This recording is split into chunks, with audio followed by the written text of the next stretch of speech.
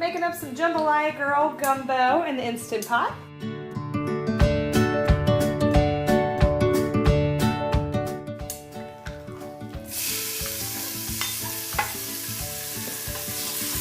This is boneless, skinless chicken thighs. Love cooking with this chicken for the added flavor and juice that it adds to the dish.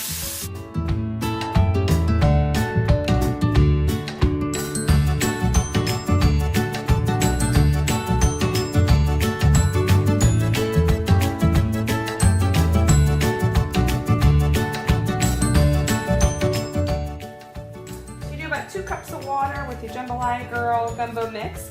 Now this is the roux already toasted up for you, so you don't have to sit there and whisk for so long. The roux, the seasonings, the vegetables, all of that is already blended in. See that nice, dark, rich roux color? All blended in here. Oh gosh, the flavor. Not too spicy, not too salty. This is just all about the seasonings and the flavor coming out from my mom's gumbo recipe.